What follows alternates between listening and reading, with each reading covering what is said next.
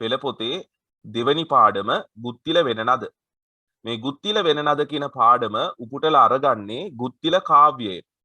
එතකොට මේ ගුත්තිල කාව්‍ය රචනා කරන්නේ වෑත්තෑවේ හිමියන් කෝට්ටේ සාහිත්‍ය අවධියේ.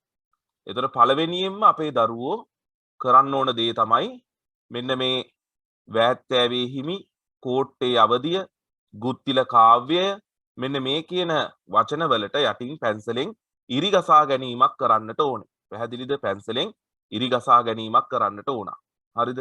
මොකද මූලිකව ඔන්න ඔය කියන කරුණු තමයි විභාගවලට ඔබේ කෙටි ප්‍රශ්න හැටියට අහන්නේ. පැහැදිලිද? කෙටි ප්‍රශ්න හැටියට අහන්නේ. එතකොට බලන්න අපි හරියට පාඩමට සූදානම් වෙලා අපි මේකේ හැඳින්වීම කතා කරගෙන යනවා.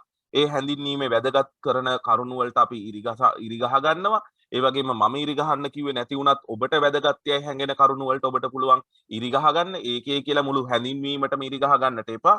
හයිලයිට් කරන්නට එපා. පැන්සලෙන් ඉරි ගහලා අදාළ වැඩිපුර කරුණක් වේ නම් ලියාගත්තාට වරදක් නැහැ. හැබැයි පැන්සලෙන්. හරිද?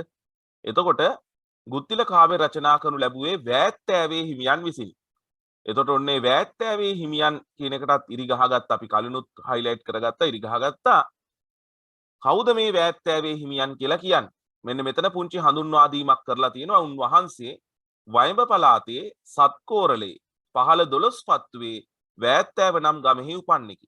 සමහරක් වෙලාවට දැන් මෙතෙක් අපොස සාමාන්‍ය පෙළ විභාගවලට මේ කියන කරුණ අහලා නැහැ. නමුත් ඒ වුණාට ඉදිරියේ ඔබ අපොස සාමාන්‍ය පෙළ විභාගයට පෙනී සිටින කාලය වෙනකොට සමහර විට මෙන්න මේ කියන කරුණු කාරණාත් ඔබෙන් අසන්නට පුළුවන්. ඒ තමයි උන්වහන්සේගේ ගම් පළාත. එහෙම නැත්නම් උන්වහන්සේ අයිති උන්වහන්සේ උපන් පළාත මොකක්ද කියන එක. එතකොට බොහොම කෙටියෙන් අපිට කියන්න තියෙන්නේ වයඹ පළාත. උන්වහන්සේ උපන් පළාත වයඹ පළාත. උන්වහන්සේ උපන් කෝරළේ කියන්නේ වයඹ පළාතේ සත්කෝරළේ 15 පත්තුවේ තමයි උන්වහන්සේ උපත ලැබුවයි කියලා සාමාන්‍යයෙන් සැලකෙන්නේ. පැහැදිලිද? මොකද වෑත්තෑව කියලා ගමක් එම වයඹ පළාතේ සත්කෝරළේ 15 පත්තුවේ තියෙනවා. ඒ වගේම වෑත්තෑව කියන වාසගම තියෙන පරම්පරා අදටත් එහි වසනවා. ඒ නිසා මේ වෑත්තෑවේ හිමියන් ඔය වයඹ පළාතේ සත්කෝරළේ 15 පත්තුවේ කෙනෙක් කියලා අනුමාන කරන්නට පුළුවන්. හරිද? මේ වලට ඉරි ගසා ගත්තට වරදක් නැහැ. එතකොට පද්‍ය සංඛ්‍යාව කොපමණද? පද්‍ය සංඛ්‍යාව 511යි. ඉරක් ගහගන්න පද්‍ය සංඛ්‍යාව 511යි. පද්‍ය සංඛ්‍යාව 511යි.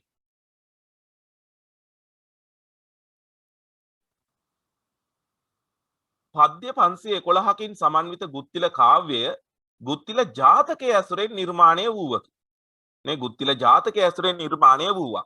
මම හිතන්නේ ඒක එච්චර අමාරු නෑ ඔයාලට. මොකද ගුත්තිල ජාතකය පාදක කරගෙන තමයි ගුත්තිල කාව්‍ය රචනා වෙන්නේ. හරිද? ගුත්තිල ජාතකය පාදක කරගෙන තමයි ගුත්තිල කාව්‍ය රචනා වෙන්නේ.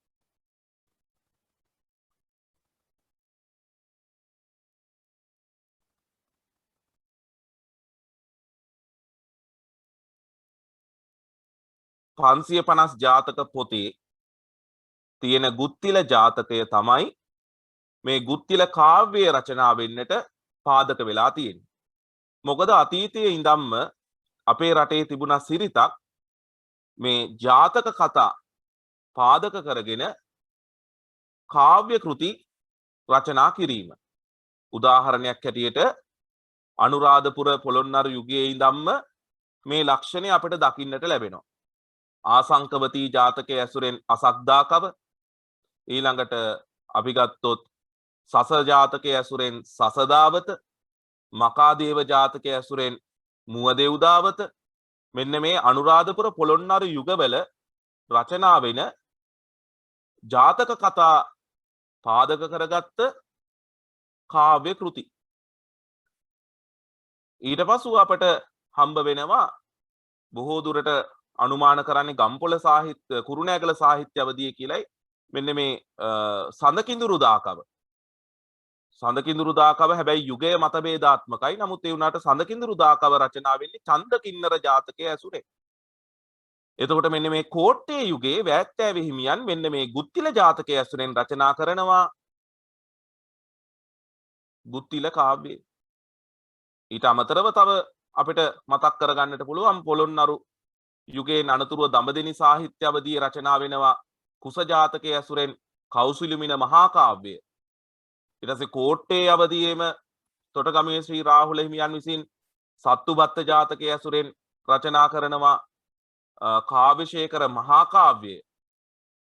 ඊට පසු කාලීනව සීතාවක යුගයේ අලගිය වන්න මුඛවේටිතුමා විසින් රචනා කරනවා නැවතත් කුස ජාතකයේ ඇසුරෙන් කුසදා කව. එහෙම නැත්නම් කුස ජාතක කාව්‍යය.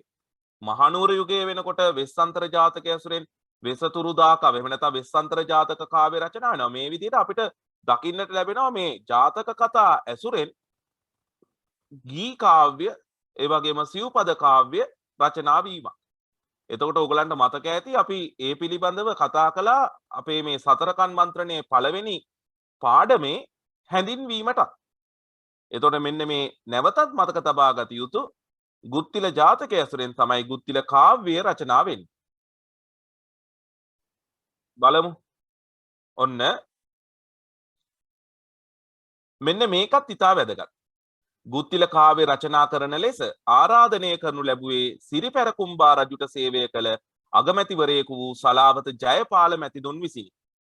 ඔන්න ඉරක් දහ ගන්න වැදගත් තොරතුරක් එදා මෙදා තුර වාර විභාගවලට ඒ වගේම අපොස සාමාන්‍ය පෙළ විභාගයට අහපු ප්‍රශ්නයක්. පැහැදිලිද? තේරුණාද? දැන් කෝට්ටේ සාහිත්‍ය අවධිය කිව්වහම වැදගත්ම කෝට්ටේ සාහිත්‍ය අවධිය රජ කරපු වැදගත්ම රජතුමා තමයි 6 වන පරාක්‍රමබාහු රජතුමා. සවැනි පැරකුම්බා. එතකොට මෙතන මේ සිරිපැරකුම්බා කියලා හඳුන්වලා තියෙනවා. නමුත් ඒ වුණාට වඩා සුදුසුයි මේක සිරිපැරකුම්බා කියලා කියන්නේ නැතුව විභාගයට ඇහුවත් ඔබ ලියන්න 6 වෙනි පරාක්‍රමබාහු රජතුමා. එහෙම නැත්නම් සවැනි පැරකුම්බා. හරිද? මෙන්න මේ කෝට්ටේ සාහිත්‍ය අවධියේ අවුරුදු 40 ගාණක් පමණ රජ කරපු මේ 6 වෙනි පරාක්‍රමබාහු රජතුමා තමයි කෝට්ටේ සාහිත්‍ය අවධිය අපට දකින්නට ලැබෙන සාහිත්‍යයට අනගි මෙහෙවරක් ඉටු කරපු ප්‍රධාන රජතුමා. උන්වහන්සේ සාහිත්‍යකරණයේ නියැලුණු කොටින්ම උන්වහන්සේත් සාහිත්‍යකරුවෙක්. එනවාද? උන්වහන්සේ සාහිත්‍යකරණයේ නියැලුණු ගිහි පැවිදි පඬිවරුන්ට අවශ්‍ය සියලු අනුග්‍රහයන් සපයලා තියෙනවා. ඒ වගේම මේ 6 වෙනි පරාක්‍රමබාහු රජතුමාගේ කාලයේදී කෝට්ටේ අවධියේදී අපේ රටේ පිරිවෙන් එහෙම නැත්නම් විද්‍යාස්ථාන ඒ කාලේ පාසල් අරවා මේවා තිබුණේ නැහැ. ඒ නිසා පිරිවෙන් අධ්‍යාපනයට කැප වෙලා සිටියේ අධ්‍යාපනයට කටයුතු කළේ පිරිවෙන්. එතකොට විද්‍යාස්ථාන එහෙම නැත්නම් පිරිවෙන් උන්වහන්සේගේ කාලයේදී බිහි වෙනවා. ඒ වගේම තිබුණු පිරිවෙන් වලට නැවත ඒ පිරිවෙන් හොඳ විශාල මට්ටමින් අලුත් වැඩියා කරලා ඒ පිරිවෙන් යම්කිසි විදිහකින් සංවර්ධනය කිරීමක් සිදු වෙනවා. එතකොට උදාහරණයක් ඇරෙට මේ 6 වෙනි පරාක්‍රමබාහු රජතුමාගේ කාලේ අපේ රටේ පිරිවෙන් කිහිපයක්ම ප්‍රබලව පැවතියා. කෑරගල පద్මාවතී පිරිවෙන, ඊට පස්සේ වීදාගම ශ්‍රී ගණානන්ද පිරිවෙන, ඊට පස්සේ තොටගමුවේ විජේබා පිරිවෙන, ඊට පස්සේ පැපිලියානේ සුනේත්‍රා දේවී මහ පිරිවෙන මේ ආදී වූ පිරිවෙන් ගණනාවක් උන්වහන්සේ කාලේ ප්‍රබලව පැවතියා. එනද එතකොට මෙන්න මේ 6 වෙනි පරාක්‍රමබාහු රජතුමාගේ කාලේ තමයි මේ ගුත්තිල කාව්‍යත් රචනා වෙන්නේ. වැත්තෑවේ හිමියන් වැඩ වාසය කරන්නේ. ඒ වගේම 6 වන පරාක්‍රමබාහු රජතුමාට සේවය කරපු අග්‍රාමාත්‍යවරයෙක් එහෙම නැත්නම් අගමැතිවරයෙක්ව සිටි සලාවත ජයපාල මැතිතුන්. දැන් මේ වයඹ පළාත කිව්වහම ඇත්තටම හලාවත අයිති වෙන්නේ වයඹ පළාතට. එතකොට සලාවත කියලා මෙතන අදහස් කරන්නේ හලාවත. එතකොට හලාවත ජයපාල මැතිතුන් කියලා කියන්නේ මේ ජයපාල മന്ത്രിශ්වරයාගේ එහෙම නැත්නම් ජයපාල අමාත්‍යවරයාගේ අග්‍රාමාත්‍යවරයාගේ ප්‍රදේශය ඒ කියන්නේ එතුමා පැමිණි ප්‍රදේශය තමයි සලාවත. එහෙම නැත්නම් හලාවත. එතකොට මේ හලාවත ජයපාල මැතිතුන්ගේ ආරාධනයක් පරිදි ඉල්ලීමක් පරිදි තමයි මේ වැත්තෑවේ හිමියන් මේ ගුත්තිල කාව්‍යය රචනා කළා කියලා කියන්නේ. ඒක පැහැදිලිවම ඒ ගුත්තිල කාව්‍යයේ මූලාරම්භ කවිවලත් මේ සලාවත ජයපාල මැතිතුන්ගේ ඇරයුමෙන් මෙම ගුත්තිල කාව්‍ය රචනා කරන ලද බව වැත්තෑවේ හිමියන් දක්වලා තියෙනවා. තේරුණාද? එතකොට මංගාව තියෙනවා ගුත්තිල කාව්‍යයේ පැරණි පිටපත කියන්නේ පැරණි පිටපතකෝයි අලුත් පිටපතකෝයි මංගාව තියෙනවා. එතකොට මේ සාමාන්‍යයෙන් ගුත්තිල කාව්‍ය මේ කවි 511යි. එතකොට මේකේ නම් තියෙන්නේ කවි ටික විතරයි. කවි ටික සහ තේරුම බොහොම සංක්ෂිප්තව තියෙනවා. එතකොට ගුත්තිල කාව්‍යයේ පිටපත් දෙකක් තියෙනවා. අලුත් සහ පරණ පිටපත් දෙකක් මංගාව තියෙනවා. පැහැදිලිද? හොඳයි. එතකොට ඊට පස්සේ අපි නැවතත් ඊළඟට කතා කරනවා නම් මෙන්න මේ ඊට පස්සේ කතා කරලා තියෙනවා මේ ගුත්තිල කාව්‍යයට පාදක වෙච්ච ගුත්තිල ජාතකයේ කතාව මෙන්න මේ විදිහට බොහොම කෙටියෙන් ඔබට ඉදිරිපත් කරලා තියෙනවා. තේරුණාද? මම මේ ජාතකය ඔබට වෙනමම පැහැදිලි කරලා දෙනවා. හරිනේ, මම මේ ජාතකය ඔබට වෙනමම පැහැදිලි කරලා දෙනවා. ඊට පෙර මම මෙන්න මෙතනට යනවා. මේ මැද ජාතක කතාව පැහැදිලි කරන කොටස මම පොඩ්ඩක් තියලා, මොකද ඒක මම වෙනමම ඔබට පැහැදිලි කිරීමක් කරනවා. මම යනවා මෙන්න මෙතනට. හරිද? තේරුණාද? තුන්වෙනි ඡේදයට. වෑත්තෑවේ හිමි තම කාව්‍ය සංග්‍රහය නිර්මාණය කිරීමට හේතු වූ සිදුවීම පිළිබඳ ප්‍රකට ජනප්‍රවාදයක් එයි. නේ? ප්‍රකට ජනප්‍රවාදයක් තියෙනවා. ජනතාව අතර කටින් කට. මොකද එකම හේතුව තමයි මේ ගුත්තිල කාව්‍යයේ සඳහන් වෙන්නේ නැහැ කොතැනකවත් මේ වෑත්තෑවේ හිමියන් කියලා කෙනෙක් මේක රචනා කරන ලද බව. නමුත් අපේ සාමාන්‍ය පිළිගැනීම, අපේ ජන සම්ප්‍රදායේ තියෙන සාමාන්‍ය පිළිගැනීම තමයි මේ ගුත්තිල කාව්‍ය රචනා කළේ වෑත්තෑවේ හිමියන්. නෙමෙයි නැත්නම් වෑත්තෑවේ හිමි කියලා කෙනෙක්. නමුත් ඇත්තටම ගුත්තිල කාව්‍යයේ කොතැනකවත් වෑත්තෑවේ හිමියන් මේක රචනා කළා කියලා, මේ කෘතිය රචනා කළා කියලා කොතැනකවත් සඳහන් වෙන්නේ නැහැ. හරිද? සහ වෑත්තෑවේ හිමියන් රචනා කරපු වෙනත් පොත් අපට හමුවන්නේ නැහැ. සැක තියෙනවා. දැන් උදාහරණයක් ඇටියට ගිරා සංදේශය රචනා කළේ වෑත්තෑවේ හිමියන් බවට ඇතැම් අය මතපල කරනවා. තේරෙනවද? මතපල කරනවා. මොකද ගිරා සංදේශයේ කතුවරයාත් අඥාතයි. මොකක්ද අඥාතයි කියලා කියන්නේ? හොයාගන්න නැහැ. එතකොට අනුමානයක් තියෙනවා මොනවාද ගුත්තිල කාව්‍ය රචනා කරපු වෑත්තෑවේ හිමියන්ම ගිරා සංදේශයත් රචනා කරන්නට ඇති කියන දේ සමහරක් අය අනුමාන කරනවා. හැබැයි සහතික නැහැ. හරිද? එතකොට ඇයි මෙහෙම වුනේ? ඇයි වෑත්තෑවේ හිමියන්ගේ නමක්වත් මේකේ නැත්තේ? මේ ගුත්තිල කාව්‍යේ. ඒ වගේම වෑත්තෑවේ හිමියන් රචනා කරපු වෙන නේ කිසිම කෘතියක් අපට හමුවන්නේ නැත්තේ ඇයි? ඒ ගැන විමසා බලන්නට ඕනේනේ. ඒ නිසා ජනප්‍රවාදයේ තියෙන එක්තරා කටකතාවක් නේ, කතාවක් තියෙනවා එක්තරා. ඒ කතාව තමයි මෙතන දක්වලා තියෙන්නේ.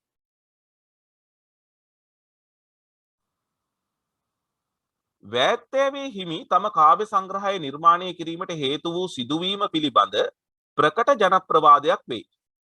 වෑත්තෑවේ හාමුදුරුවෝ තොටගමේ ශ්‍රී රාහුල හිමියන්ගේ ගෝලයෙක් වූහ. එහෙම තමයි කියන්නේ. දැන් ඒ කියන්නේ තොටගමේ ශ්‍රී රාහුල හිමියන් කියලා කියන්නේ කෝට්ටේ යුගයේ හිටපු ප්‍රධාන පැවිදි පඬිරුවන. එහෙම නැත්නම් ප්‍රධාන පඬිරුවන කෝට්ටේ සාහිත්‍ය අවධියේ වැඩ වාසය කරපු. මොකද කෝට්ටේ සාහිත්‍ය අවධියේදී තොටගමේ ශ්‍රී රාහුල හිමියන්ට ලොකු ගෞරවයක්, ලොකු තැනක් තිබුණා. ප්‍රබල ස්ථානයක් මේ තොටගමේ ශ්‍රී රාහුල හිමියන් හිමි කරගෙන තිබුණා. එතකොට මෙන්න මේ තොටගමේ ශ්‍රී රාහුල හිමියන්ගේ ගෝලයෙක් කියලා කියනවා මේ වෑත්තෑවේ හාමුදුරුවෝ. හරිද? එතකොට තොටගමේ ශ්‍රී රාහුල හිමියන් කියන්නේ කවුද? පොඩ්ඩක් ඒකත් දැනගන්න එපේ. තොටගමේ ශ්‍රී රාහුල හිමියන් කියලා කියන්නේ 6 වෙනි පරාක්‍රමබාහු රජතුමා තමන්ගේ පුතකුසේ සලකා හදා වඩාගත් කුමාරයෙක්. හරිනේ? තමන්ගේ පුතකුසේ සලකා හදා වඩාගත් කුමාරයෙක් තමයි තොටගමේ ශ්‍රී රාහුල හිමියන් කියලා කියන්නේ ගිහි ජීවිතයේ මුල් කාලෙදී. එතකොට අවුරුදු 15 දී විතර, ඒ කියන්නේ මොකද තොටගමේ ශ්‍රී රාහුල හිමියන් උන්වහන්සේ විසින් රචනා කරපු කාව්‍යශේඛර මහා කාව්‍යයේ අවසාන කවිවල මෙන්න මේ කියන දේ සඳහන් කරලා තියෙනවා. එතන තමන් පිළිබඳව යම්කිසි විදිහකින් වර්ණනාවක් කරගෙන තියෙනවා.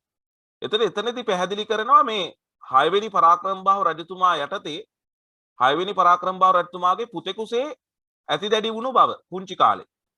ඒ වගේම කඳවුරු කුලයට, එහෙම නැත්නම් රාජකීය මෞර්ය වංශයට අයිතිව සිටි බව. ඒ කියන්නේ රාජකීය පරම්පරාවක් කඳවුරු කුලයේවත් රාජකීය මෞර්ය වංශයට අයිතිව සිටි බව. ඒ කියන්නේ මෙයාගේ, ඒ කියන්නේ තොටගමේ ශ්‍රී රාහුල හිමියන්ගේ මව් පාර්ශවය මේ එක්තරා විදිහක කුමාරිකාවක් මව. තේරුණාද? එතකොට ඒ විදිහට සඳහන් වෙනවා. ඒ වගේම අර කලින් කිව්වා වගේ 6 වෙනි පරාක්‍රමබාහු රජතුමා යටතේ පුතෙකුසේ ඇති දැඩි වුණා කියලා කියනවා. මොකද 6 වෙනි පරාක්‍රමබාහු රජතුමාට සහජාත ඒ කියන්නේ අගමෙහෙසියගෙන් ලද බිසවුන් තේනවාද හිටියේ තේනවාද කියන්නේ බිසවුන්ට හිටියේ දරුවන් දෙදෙනෙක්. පැහැදිලි දරුවන් දෙදෙනෙක්. දුවලා දෙන්නේ. එක්කෙනෙක් තමයි චන්ද්‍රවති කුමරිය අනිත් එක්කෙනා තමයි ලෝකනාථා හෙවත් උලකුඩේ දේවිය. එතකොට මේ 6 වෙනි පරාක්‍රමබාහු රජතුමාට සහජාතව ඉපදුණු මෙන්න මේ දුවලා දෙන්නාට අමතරව 6 වෙනි පරාක්‍රමබාහු රජතුමා තවත් පුතුන් කීප දෙනෙක්ව ඇතිදැඩි කරගත්තා කියලා කියනවා. ඔය සපුමල් කුමාරයාත් එහෙම කෙනෙක්. තේරුණාද? එතකොට තොටගමේ ශ්‍රී රාහුල හාමුදුරුවෝගේ කුමාර කාලයත් ඒ වගේ. අවුරුදු 15 දී මේ තොටගමේ ශ්‍රී රාහුල හිමියන් පැවිදි වූ බව තමයි සඳහන් වෙන්නේ. ඒ වගේම අවුරුදු 15 දී මේ තොටගමේ ශ්‍රී රාහුල හිමියන්ට කතරගම දෙවියන්ගෙන් දේව වරමක් පහළ වූ බව සඳහන් වෙලක් තියෙනවා. කොහොම හරි උත්තර මූල උතුරු මුල එහෙම නැත්නම් උත්තර මූල මහතෙරුන් වහන්සේගේ මුණුපුරෙක් කියලා මේ තොටගමේ ශ්‍රී රාහුල හිමියන් තමන් වහන්සේව හඳුන්වා දෙනවා. එතකොට මේ තොටගමේ ශ්‍රී රාහුල හිමියන් රජපෞලත් එක්ක බොහොම සමීප සම්බන්ධතා පවත්වපු ස්වාමින් වහන්සේ නමක්. ඒ කියන්නේ 6 වෙනි පරාක්‍රමබාහු රජතුමා යටතේ රජමාලිගාවක ඇති දැඩි වෙනවා. ඊට පස්සේ අවුරුදු 15 දී පැවිදි වෙනවා. නේ පැවිදි වෙන්නේ වීදාගම මහා මෛත්‍රී හාමුදුරුවෝ ළඟේ කියලා කියනවා. පැහැදිලිද? එතකොට වීදාගම මහා මෛත්‍රී හාමුදුරුවන් යටතේ පැවිදි වෙලා ඊට පස්සේ සියලු කාව්‍ය ශාස්ත්‍රය ඡන්දස් අලංකරණ මේ ආදී වූ සෑම සියලු ශාස්ත්‍රයන් කෙරෙහිම පාරප්‍රාප්ත වෙනවා. එහෙම නැත්නම් පරතරටම ඉගෙන ගන්නවා. ඊට පස්සේ මේ තොටගමේ ශ්‍රී රාහුල හාමුදුරුවෝ විටින් විට රජපෞලේ කාරණා කටයුතු වලට මැදිහත් වෙනවා. අනේ රජපෞලේ කාරණා කටයුතු වලට මැදිහත් වෙනවා. දැන් කියන්න ගියේ නේ මෙන්න මේ තොටගමේ ශ්‍රී රාහුල හිමියන් පරිවිසන්දේශය රචනා කරනවා. පරිවිසන්දේශය රචනා කරන්නේ අර චන්ද්‍රවතී නැමැති 6 වෙනි පරාක්‍රමබාහු රජතුමාගේ වැඩිමහල් දියණියට සුදුසු ස්වාමි පුරුෂයෙකු ලබා දෙන ලෙස ඉල්ලලා ඒ වගේම 6 වෙනි පරාක්‍රමබාහු රජතුමාටත් රාජ්‍යයටත් සෙත සලසලා ඊළඟට නැවත සැලලීනි සංදේශය රචනා කරනවා තොටගමේ ශ්‍රී රාහුල හිමියන් ලෝකනාථා හෙවත් උලකුඩේ දේවියට සුදුසු පුත්‍ර රත්නයක් ලබා දෙන්නටයි කියලා ඉල්ලලා. ඒ වගේම ලෝකනාථා හෙවත් උලකුඩේ දේවිය, ඒ කියන්නේ 6 වෙනි පරාක්‍රමබාහු රජතුමාගේ දෙවෙනි දියණිය. ලෝකනාථා හෙවත් උලකුඩේ දේවියගේ ඉල්ලීමක් පරිදි තමයි මේ තොටගමේ ශ්‍රී රාහුල හාමුදුරුවෝ කාව්‍යශේඛරය නම් වූ මහා කාව්‍යයක් ලියන්නේ. කවි 887ක් තියෙනවා. කාව්‍යශේඛරය නම් වූ මහා කාව්‍යයක් රචනා කරනවා. එතකොට තොටගමේ ශ්‍රී රාහුල හාමුදුරුවන්ට රාජකීය වරප්‍රසාද තිබුණා. ඒ වගේම රජපෞලේ සම්බන්ධතා තිබුණා. රජපෞලේ දේවල් වලට තොටගමේ ශ්‍රී රාහුල හාමුදුරුවෝ මැදිහත් වුණා. ඒ නිසා මට අනුමාන කරන්න පුළුවන් තොටගමේ ශ්‍රී රාහුල හාමුදුරුවෝ එම යුගයේ බොහෝම මේ බලයක් හිමි කරගෙන තිබුණු බොහොම ප්‍රබල හිමි නමක්. ඒ වගේම උන්වහන්සේට මේ එක්තරා විදිහක බොහොම ගරු සත්කාර සැලකිලි තිබුණා. තේරුණාද? මොකද 6 වෙනි පරාක්‍රමබාහු රජතුමාගේ පුතෙකුසේ ඇතිදැඩි වෙච්ච කෙනෙක්. පැහැදිලිනේ? ඒ නිසාම 6 වෙනි පරාක්‍රමබාහු රජතුමා මේ තොටගමේ ශ්‍රී රාහුල හිමියන්ව අර තොටගමු විජේබා පිරිවෙනෙහි අධිපති දුරයට පත් කරනවා. දැන් තොටගමු විජේබා පිරිවෙන කොහෙද තියෙන්නේ? අදටත් පුතේ තියෙනවා කහව තෙල්වත්ත අර සුනාමියේදී කෝච්චි පෙරළුනේ නේ. කහව තෙල්වත්ත හරියේ තියෙනවා තෙල්වත්ත පුරාණ රන්පත් රජමහා විහාරය කියලා එකක්. ගාලු පාරේ ඉඳන් පොඩ්ඩක් මේ රට ඇතුළට යන්න තියෙනවා මීටර් 300ක් විතර වගේ වැඩි ඈතකට නෙමෙයි. හැබැයි සුනාමි රළ පහර මේ තොටගමු තෙල්වත්ත රජමහා විහාරයේ තාප්පය ළඟට ආවා. එක්තරා හාස්කමකින් මේ තෙල්වත්ත රජමහා විහාරයට හානි සිදු වුණේ නැහැ. තේරෙනවද? සුනාමියේදී 2004 දී. එතකොට මේ අදටත් තියෙනවා තොටගමු රන්පත් රජමහා විහාරයේ තොටගමු විජේබා පිරිවෙන තිබුණේ එතන. අද වෙනකොට තොටගමු විජේබා මහ පිරිවෙනක් නැහැ. ගල් කණු කීපයක් විතරක් ඉතිරි වෙලා තියෙනවා. නමුත් තොටගමු රන්පත් රජමහා විහාරය අදටත් තියෙනවා. තොටගමේ ශ්‍රී රාහුල හිමියන් වැඩ වාසය කළේ එතන. එතකොට මේ තොටගමේ ශ්‍රී රාහුල හිමියන්ව දකුණු පළාතේ හික්කඩුව පහු කරලා දකුණු පළාතේ මෙන්න මේ තොටගමු රන්පත් රජමහා විහාරයට අනුබද්ධිතව තිබුණු තොටගමු විජේබා පිරිවෙනෙහි අධිපති දුරයට පත් කරනවා. පිරිවෙනෙහි නායක ස්වාමීන්ද්‍රයන් වහන්සේ හැටියට පත් කරනවා 6වෙනි පරාක්‍රම බාහු රජතුමා. එහෙනම් තොටගමේ ශ්‍රී රාහුල හිමියන්ට ලොකු බලයක් තිබුණා. දැන් වෑත්තෑවේ හිමියන් ගැන කතා කරන්නට ඇවිල්ලා ඇයි මම මේ තොටගමේ ශ්‍රී රාහුල හිමියන් ගැන කතා කරන්නේ? මොකද හේතුව තමයි තොටගමේ ශ්‍රී රාහුල හිමියන් තමයි වෑත්තෑවේ හාමුදුරුවන්ගේ ගුරුවරයා. එහෙනම් තොටගමේ ශ්‍රී රාහුල හිමියන් අර තොටගමු විජේබා පිරිවෙනෙහි අධිපති දුරය හරිද? අධිපති දුරය දරපු කාලෙදී තමයි වෑත්තෑවේ හාමුදුරුවෝ මේ තොටගමේ ශ්‍රී රාහුල හිමියන් යටතේ ඉගෙන ගත්තා අය කියලා අපට කියන්නට පුළුවන්. පැහැදිලිද? තොටගමේ ශ්‍රී රාහුල හිමියන් රචනා කරලා තියෙනවා කාව්‍යශේඛර මහා කාව්‍යය, ඊට පස්සේ පරිවි සංදේශය, සැලලිහිණි සංදේශය, ඒ වගේම බුද්ධිප්පසාදිනී පදසාධන ටීකාව, ඊට පස්සේ මේ පංචිකා ප්‍රදීපය, මේ ආදී වූ කෘති තොටගමේ ශ්‍රී රාහුල හිමියන් විසින් රචිතයි. තොටගමේ ශ්‍රී රාහුල හිමියන් යටතේ ඉගෙනගත්ත මේ වෑත්තෑවේ හාමුදුරුවෝ ඇත්තටම දක්ෂ ස්වාමින් වහන්සේ නමක් කියලා තමයි අපිට කියන්න වෙන්නේ මේ ගුත්තිල කාව්‍යයේ දෙස බලනකොට. වෑත්තෑවේ හාමුදුරුවෝ තොටගමේ ශ්‍රී රාහුල හිමියන් යටතේ ඉගෙන ගත්තාට තොටගමේ ශ්‍රී රාහුල හිමියන් සහ වෑත්තෑවේ හිමියන් අතර තිබිලා තියෙනවා එක්තරා විදිහක සීතල යුද්ධයක්. සීතල යුද්ධයක් කියලා කියන්නේ එලිපිට ගහමරා ගන්නේ නැහැ.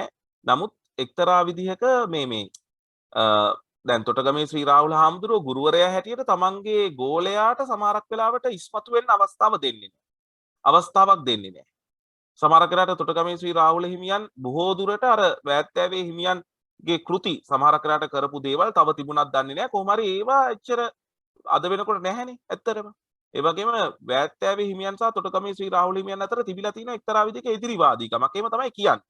එතකොට ඒ හේතුව නිසාම මේ වෑත්තෑවේ හාමුදුරුවන් තේරුණා තවදුරටත් තමන් වහන්සේ මේ තොටගමේ ශ්‍රී රාහුල හිමියන් යටතේ ඉන්න එක සුදුසු නැහැ කියන දේ. හැබැයි ගුරුවරයාට පිටුපාන්නත් බෑ. තමන්ට උගන්නපු ශිල්පය උගන්නපු බණ දහම් උගන්නපු තමන්ගේ ගුරුවරයාට පිටුපාන්නත් බෑ. ඒ නිසා වෑත්තෑවේ හිමියන් ඒකට යෙදුවා එක්තරා උපක්‍රමයක්. ඒ තමයි වෑත්තෑවේ හිමියන් 550 ජාතක පොත, ඒ කාලේ තියෙන පුස්කොළ පොත්නේ, 550 ජාතක පොත පෙරලලා උන්වහන්සේ තෝරගන්නවා මෙන්න මේ ගුත්තිල ජාතකය. මොකද මේ ගුත්තිල ජාතකයේ තියෙන්නේ ගුරුවරයා සහ ගෝලයා අතර ඇතිවෙන සටනක්. මේ ගුරුවරයා සහ ගෝලයා අතර ඇතිවෙන එක්තරා ගැටලුවක්.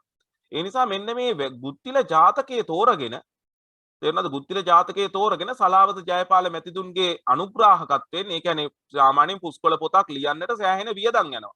ඒ කාලේ හැටියට ඒක සෑහෙන බරපැනක් කියලා කියන්නේ සෑහෙන මුදලක් යනවා පුස්කොළ පොතක් සකස් කරලා ඒක අතින් ලියන්නට යම් කාලයක් සහ ශ්‍රමයක් ඒ වගේම මුදලක් වැය වුණා ඉස්සර. එතකොට මේ විදිහට සලාවත ජයපාල මැතිතුන්ගේ ආරාධනයෙන් අනුග්‍රාහකත්වයෙන් මෙන්න මේ ගුත්තිල ජාතකය කවියට නගනවා. ඒ කවියට නගන්නේ උන්වහන්සේට පෙන්눔 කරන්න ඕන කළා ගුත්තිල ජාතකයේදී ගුත්තිල පඬිතුමාට, ඒ කියන්නේ ගුරුවරයා වෙච්ච ගුත්තිල පඬිතුමාට මූසිල ගෝලයා විරුද්ධ වුණාට මට ඔබ වහන්සේට විරුද්ධ වෙන්නට බෑ. ඒ නිසා ඊට වඩා සුදුසුයි මම ඔබ වහන්සේ යටතේ මේ ඔබ වහන්සේ ඇසුරේ ජීවත් වන මේ තත්වයෙන් ඉවත් වෙලා යන එක කියලා හිතලා මේ විදිහට ගුත්තිල කාව්‍ය රචනා කරලා තොටගමේ ශ්‍රී රාහුල හිමියන්ගේ අතට පූජා කරලා මේ වෑත්තෑවේ හිමියන් සිවුරු අතහැරලා ගිහි තත්වයටපත් වෙලා Tamanගේ ගම් ප්‍රදේශයට ගියා කියලා තමයි කියන්නේ. ගිහිල්ලා අප්‍රසිද්ධව ජීවත් වුණා කියලායි කියන්නේ. හරිද? කුඹුරු ගොවිතැන් කරගෙන ලේකම් තනතුරක් දරුවා කියලා කියනවා සමහරක් අය. මොකද මේ ලියන්න කියන්න හොඳටම දැනුගත් කෙනෙක් නිසා ලේකම් තනතුරක් දරමින් ගිහි තත්වයටපත් වෙලා උන්වහන්සේගේ ඉතුරු කාලය ඒ විදිහට ගිහියෙක් හැටියට කටයුතු කළා කියලාත් කියනවා. ජනප්‍රවාදගත කරුණු හැටියට. හැබැයි කොහොම හරි මේ වෑත්තෑවේ හිමියන් තොටගමේ ශ්‍රී රාහුල හිමියන්ට මේ ගුත්තිල කාව්‍ය ඔප්පු කරලා එහෙම නැත්නම් ඉදිරිපත් කරලා උන්වහන්සේ තොටගමේ ශ්‍රී රාහුල හිමියන්ගේ මොනවාද විජේබා පිරිවෙනෙන් ඉවත් වෙලා ගියා කියලා තමයි කියන්නේ. පැහැදිලිද? ඒ වගේම තොටගමේ ශ්‍රී රාහුල හාමුදුරුවෝ වෑත්තෑවේ හිමියන්ට ඒ තොටගම විජේබා පිරිවෙනෙහි ඉන්නට බැරි වෙන්න සමහරක් වෙලාවට යම් මොකක්ද මේ වෙනස්කම් කළා කියලා කියනවා. ඉතින් මේකේ මේ කතාව තමයි මෙතන තියෙන්නේ. අර පළ නොකිය පලා බෙදෙනවා කියලා අපි අහලා තියෙන්නේ. අන්න එහෙම කතන්දරයක්. ඒක තමයි මෙතන මේ කියන්නේ. පැහැදිලිද?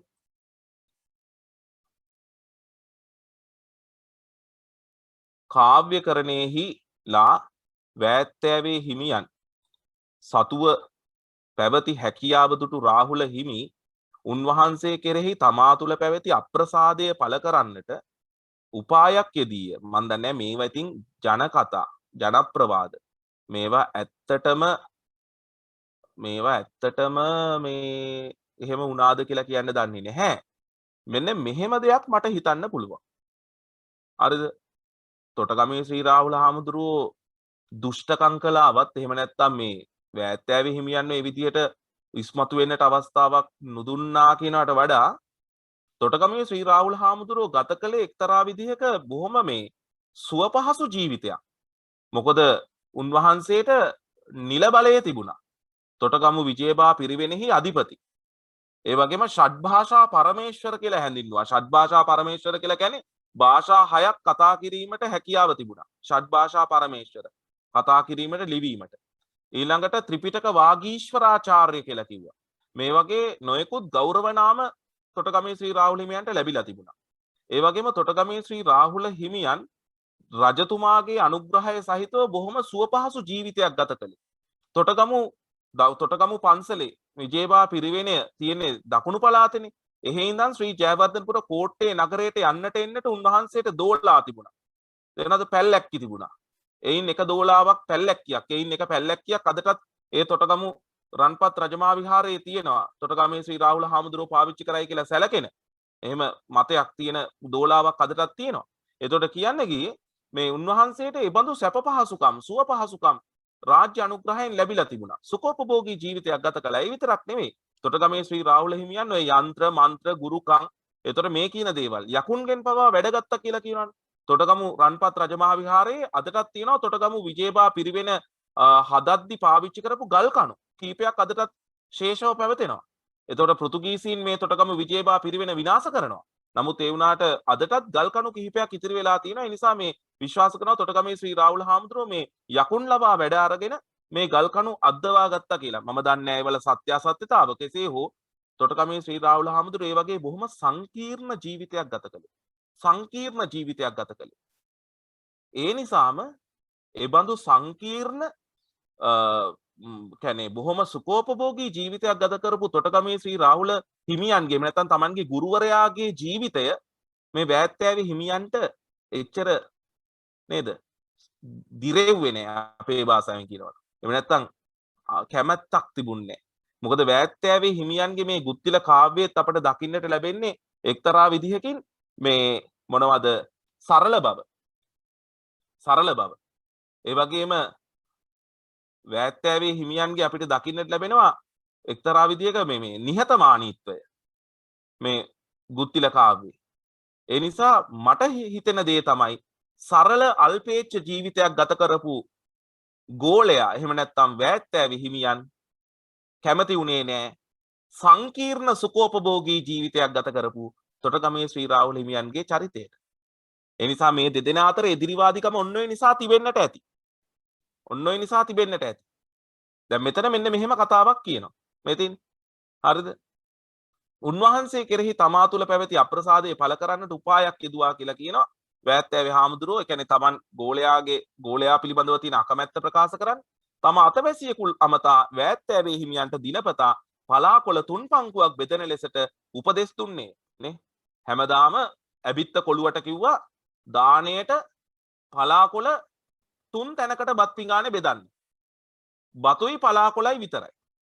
3 තැනකට බෙදන්න. එතකොට දැන් වෑත්තෑවේ හාමුදුරුවෝ දාණයට වැඩම කරලා දන් වළඳන්නට යනකොට බත් එකේ පාත්‍රයේ තියෙන්නේ බත් එක්ක පලාකොළ තැන් 3කට බෙදලා. ඒතර වෑත්තෑවේ හාමුදුරුවෝ අහන්නේ මොනවද මේ කියලා. හාමුදුරනේ පලා. ඒතර මේ මොනවද? පලා හාමුදුරනේ පලා. ඒතර මේ මොනවද? පලා හාමුදුරනේ. ඒතර මේ පලා කියලා කියන්නේ නේ ඵලයන් කියන අදහසින් පලාකොළ බෙදුවා කියලා තමයි හිතන්නේ. නිසා තමයි අර පිරුලක් එන්නේ පල නොකිය පලා බෙදුවා කියලා. පැහැදිලිද? තමාට පල නොකිය පලා බෙදෙන බව වටහාගත් වෑත්තෑවේ හිමි පෙරලා ගමට වැඩි අතර නේ වැත්තෑව ගම් ප්‍රදේශයට බයිම්බ පළාතේ තමා අකෘතඥයෙකු කියලා කියන්නේ කළගුණ නොසලකන නේද? කෙලෙහි ගුණ නොසලකන කෙනෙක් නොවන බව පෙන්වන්නට ගුරුතුමාට ඇඟවීම සඳහා ගුත්තිල කතාව ගුත්තිල ජාතකය අත්‍යර්ථයෙන්ම කියලා කියන්නේ හැම පැත්තෙන්ම අත්‍යර්ථයෙන්ම උචිත බැවින් ඒ ඇසුරෙන් කාව්‍යයක් පබඳින්නට උන්වහන්සේ සිතුව කාව්‍යයක් රචනා කරන්නට උන්වහන්සේ හිතුවා. එහෙම හිතලා තමයි මේ ගුත්තිල කාව්‍ය රචනා කළා කියලා කියන්නේ. ගුත්තිල කාව්‍ය ආරම්භ වෙන පළවෙනි කවිය තමයි දරුවනේ මෙන්න මේක. මේ තියෙන්නේ. පළවෙනි කවිය. මේ කවිය ගායනා කරනවා නම් මෙන්න මෙහෙමයි. මේක ගීවිරිතක්. ගීවිරිතක් කියලා කියන්නේ මේ එක පේලියක මාත්‍රා 9යි. පැන්සලෙන් ලියාගන්න. මෙන්න මේ පේලිය මාත්‍රා 9යි. මෙතන 9 ඉලක්කම දාගන්න. සියපින් සිරින් සරුව කියලා ලියලා මෙතන ලියලා තියෙන තැන මෙන්න මේ කෙලවරේ 9 කියලා දාගන්න. ඊළඟට දෙතිස් ලකුණෙන් විසිතුරු. ඒකට ලියා ගන්න 11යි කියලා. 11. මං කියන දේ කරන්නකෝ. 9 කියලා දාන්න, ඊට පස්සේ 11 කියලා දාන්න, ඊට පස්සේ කෙලෙසුන් කෙරෙන් දුරු. නැවත 9 කියලා දාන්න. මං කියලා දෙන්නම්. 9 කියලා දාන්න. ඊට පස්සේ නැවත වඳින් මුනි උතුමන් තිලෝගුරු 14යි කියලා දාන්න. අනේ 14යි කියලා දාන්න. කොහොමද අනුපිළිවෙල? සියපින් සිරින් සරු 9යි, දෙතිස් ලකුණෙන් විසිතුරු 11යි, කෙලෙසුන් කෙරෙන් දුරු 9යි, වඳින් මුනි උතුමන් තිලෝගුරු 14යි. හරිද? මොනවද ඔය 9 11 9 14 කියලා ලියාගත්තේ? මේ එක පේලියක මේ කවියේ එක පේලියක යෙදෙන මාත්‍රා ගණන. අකුරු ගණන නෙමෙයි මාත්‍රා ගණන. අනේ මාත්‍රා ගණන. එක පේලියක යෙදෙන මාත්‍රා ගණන. හරිද? අකුරු ගණන මාත්‍රා ගණනට සමාන වෙන අවස්ථා තියෙන්න පුළුවන්. නමුත් මාත්‍රා ගණන. තේරෙනවද? පැහැදිලිද? කවියක් පබඳිනකොට යම්කිසි ආකෘතියකට අනුව යම් මාත්‍රා නියමයකට අනුව එම කවිය පබඳින්නට පුළුවන්. එතකොට විරිත් ගණනාවක් තියෙනවා. එතකොට මාත්‍රා 9 11 9 14න් පබැඳෙන්නේ ගීවිරිතෙන් මහපියුම් විරිත. නේ එතකොට ගීවිරිත කියලා තියෙනවා විරිත් එක්තරා කියන්නේ සිව්පද විරිත ගීවිරිත කියලා. එතකොට ගීවිරිතෙත් මහපියුම් විරිත තමයි මෙන්න මේ විදිහට 9 11 9 14 විදිහට පබැඳෙන්නේ. පැහැදිලිද? 9 11 9 14 විදිහට. අසමාන පද්‍ය පාද තියෙන්නේ. නමුත් සිව්පද විරිතේ එහෙම නෙමෙයි. සිව්පද විරිතෙදී හැම පේලියකම මාත්‍රා සමානයි. හැම පේලියකම මාත්‍රා සමානයි. දැන් අපේ මේ පාඩමට අදාළ වෙලා තියෙන 14 වෙනි කවියේ ඉඳන් 14 වෙනි කවියේ ඉඳන් 32 වෙනි කවිය දක්වා. ඒ වගේම 33 34 කවි. මේවල හැම පද පේලියකම මාත්‍රා සමානයි. දැන් උදාහරණයකට මේ අපේ මේ පාඩමේ තියෙන 14 වෙනි කවියේ ඉඳන් 32 වෙනි කවිය වෙනකන් හැම පේලියකම මාත්‍රා 16 බැගින් යෙදෙනවා. ඒ වගේම 33 34 කවි හැම පේලියකම මාත්‍රා 26 බැගින් යෙදෙනවා. එතන මාත්‍රා ගණන සමානයි. නමුත් මේක ගීවිරිත. ගීවිරිත කියලා කියන්නේ මාත්‍රා අසමානයි. ඒ කියන්නේ පළවෙනි පේලියේ මාත්‍රා 9යි, දෙවෙනි පේලියේ මාත්‍රා 11යි, තුන්වෙනි පේලියේ මාත්‍රා 9යි, අවසාන පේලියේ මාත්‍රා 11යි. හරිද? එතකොට මේක ගායනා කරන්නේ කොහොමද? මේක මහපියුම් විරිත. අනේ ගීවිරිතෙත් මහපියුම් විරිත. හරිද? මේ එලි සමයක් තියෙනවා කියලා ඔයගලන්ට පේනව නේද? නමුත් මේ එලි සමය ව්‍යාජ එලි සමයක්. ව්‍යාජ එලි සමයක් කියලා කියන්නේ එකම අකුරෙන් මේ විදිහට ඉවර වුණාට මේක ඇත්තටම අපිට එලි සමයක් හැටියට සලකන්නට බෑ. මොකද පදපේලි මාත්‍රා අසමානයිනේ. පැහැදිලිද? හරිද? එතකොට ගායනා වෙන්නේ මෙන්න මේක. මේක තමයි පළවෙනිම කවිය. ගුත්තිල කාව්‍යයේ තියෙන. අහගමු. සිය පින් සිරින් සරු දෙතිස් ලකුණෙන් විසිතුරු කෙලෙසුන් කෙරෙන් දුරු වඳින් මුනි උතුමන් තිලෝගුරු. නැවත කියනවා අහගන්න. සිය පින් සිරින් සරු දෙතිස් ලකුණෙන් විසිතුරු කෙලෙසුන් කෙරෙන් දුරු වඳින් මුනි උතුමන් තිලෝගුරු. එතකොට තමන් වහන්සේගේ පිනෙන් අසිරියෙන් සරු වූ දෙතිස් මහා පුරුෂ ලක්ෂණයන්ගෙන් විසිතුරු වූ ක්ලේශයන් දුරින්ම දුරු කර දැමු තිලෝගුරු සම්මා සම්බුදුරජාණන් වහන්සේට වැඳ නමස්කාර කරමි කියලා තමයි පළවෙනිම කවිය සඳහන් වෙලා තියෙන්නේ. කවියේ තේරුම සරලව කිව්වොත්. හරිද? එතකොට මේ කවිය දැන් සාමාන්‍යයෙන් කවි පොතක් සාමාන්‍යයෙන් කාව්‍යාවලියක් ආරම්භ කරනකොට ඝන පිහිටීමකින් එම පළවෙනි කවිය ලියවෙන්නට ඕනේ. පළවෙනි කවියේ පේලි. පළවෙනි කවියේ පළවෙනි වකුර පළවෙනි වචන. නමුත් මෙන්න මේ සියපින් සිරින් සරු කියන තැන හරිද? සියපින් සිරින් සරු කියන තැන මෙන්න මේ සියපින් කියන වචනය. මේ සියපින් කියනකොට මෙතන යෙදෙන්නේ හරිද? සිය. ඒ කියන්නේ ලඝු දෙකයි හරිද? ගුරු එකයි. පින්. ලඝු දෙකයි ඒ කියන්නේ ලඝු මාත්‍රා සිය කෙටි ඉර ගාන යොදන්නේ. සිය පින් කියනකොට ගුරු මාත්‍රා එකයි. එතකොට ලඝු මාත්‍රා දෙකයි ගුරු මාත්‍රා එකයි. මෙන්න මෙහෙම පමදෙනකොට මේ ගණය අපි කියනවා වායු ගණය කියලා. අන්න ඒකට කියනවා වායු ගණය කියලා. විවිධ ගණ තියෙනවා. එතකොට වායු ගණය කියලා කියනවා. වායු ගණය කියලා කියන්නේ සුළඟින් ගසාගෙන යෑම. ඉන්න හිටින්න හම්බෙන්නේ නැහැ ගහගෙන යනවා. ගහගෙන යනවා කියන්නේ ඒකේ කියන්නේ සරල අදහස තමයි ගහගෙන යනවා කියලා කියන්නේ. ඒ කියන්නේ ඒ යම්කිසි කවුරු හරි කෙනෙක් යම්කිසි කාව්‍යාවලියක් මොනවා හරි දෙයක් වායු ගණයෙන් රචනා කළොත් ඒ කියන්නේ ওই විදිහට අර මේ ගුරු මාත්‍රා දෙකයි ලඝු සමාවෙන්න ලඝු මාත්‍රා දෙකයි ගුරු මාත්‍රා එකයි විදිහට රචනා කළොත් එහෙම කවුරු හරි වායු ගණයෙන් පටන් ගත්තොත් යමක් ඒ කෙනාට එතන ඉන්න වෙන්නේ නැහැ. ඒ කෙනාට සිද්ධ වෙනවා එතන අතහැරලා යන්නට. එහෙම තමයි කියන්නේ. එතකොට මේ වෑත්තෑවේ හිමියනුත් මේ වායු ගණයෙන් Tamanගේ කාව්‍යාවලිය ආරම්භ කරන්නට හේතු වුණේ අර තොටගමු විජේබා පිරිවෙනෙහි ඉන්නේ නැතුව Tamanට යන්න වැඩේ සිද්ධ වෙන්න කියලා මතයකුත් තියෙනවා. ඒ කියන්නේ අසුබ ගණයකින් පටන් අරන් තින්නේ වායු ගණය. වායු ගණය කියලා කියන්නේ ගසාගෙන යෑම. ඉන්න වෙන්නේ නැහැ. යන්න සිද්ධ වෙනවා. එතකොට ඔය විදිහට වායු ගණයෙන් මේ බුත්තිල කාව්‍ය ආරම්භ කළෙත් වෑත්තෑවේ හිමියන් තොටගමේ ශ්‍රී රාහුල හිමියන් යටතේ නොඉඳ යන්නට වැඩ කටයුතු ඉෂ්ට සිද්ධ කරගන්නට කියලා කියනවා. අසුබ ගණයෙන් ඒ විදිහට රචනා කළේ. ඒ වගේම වෑත්තෑවේ හිමියන් මේ බුත්තිල කාව්‍ය තොටගමේ ශ්‍රී රාහුල හිමියන්ට ඔප්පු කළාම තොටගමේ ශ්‍රී රාහුල හාමුදුරුවෝ දැක්ක හැටිය මේ වැරද්ද පෙන්වා දුන්නයි කියලා කියනවා. ඒ වගේම වෑත්තෑවේ නැව් නැංවේ කියලාත් කිව්වයි කියලා කියනවා. ඒ කියන්නේ වෑත්තෑවේ නුඹට නැවක නැගිලා හරි යන්නට සිද්ධ වෙනවා කියන අදහස. ඉතින් නැවක නැගිලා ගියාද නැද්ද කියලා කියන්න මම දන්නේ නැහැ. කොහොම හරි තොටගමු විජේබා පිරිවෙනෙන් මේ වෑත්තෑවේ හිමියන් මේ Tamanගේ ගම් ප්‍රදේශයට යන්නට ගියා කියලා තමයි කියන්නේ. මෙතන යනුවෙන් ලඝු අකුරු දෙකක් හා ගුරු අකුරකින් විභාගයට අහන්න පුළුවන් ඉදිරි විභාගවලට මේ වායු ගණය කියන්නේ මොකක්ද? මේ විභාග අපස සාමාන්‍ය පෙළ විභාගයට උනත් අහන්න පුළුවන් වායු ගණය කියන්නේ මොකක්ද?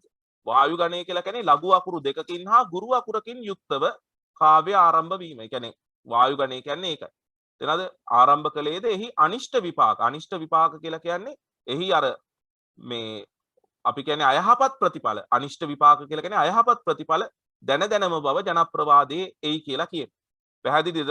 මූලික හඳුන්වා දීම තමයි පුතේ අපි දැන් මේ කතා කළේ මේ පාඩමට අදාළව. මං හිතනවා ඕගොල්ලන්ට පැහැදිලි වෙන්නට ඇති කියලා. හරිද? එතකොට ගුත්තිල ජාතකය පැහැදිලි කිරීම මම තව කොටසකින් ඕගොල්ලන්ට කරන්නම්. අද මේ පැහැදිලි කළේ මූලිකව මේ කතුවරයා, කෘතිය, යුගය, ඒ වගේ මීට පාදක වෙච්ච ජාතක කතාව නාම මාත්‍රිකව, ඒ වගේම තොටගමේ ශ්‍රී රාහුල හිමියන් වෑත්තෑවේ හිමියන් අතර පැවති මේ එදිරිවාදීකම මේ තියෙන මූලික කරුණු කාරණා තමයි මේ කොටසින් මම පැහැදිලි කළේ. මං හිතනවා ඔයාලා සියලු දෙනාටත් පැහැදිලි වෙන්නට ඇති කියලා නැවත නැවතත් මේ හැඳින්වීම අධ්‍යයනය කරන්නට කියලාත් විශේෂයෙන්ම ඉල්ලා සිටිනවා.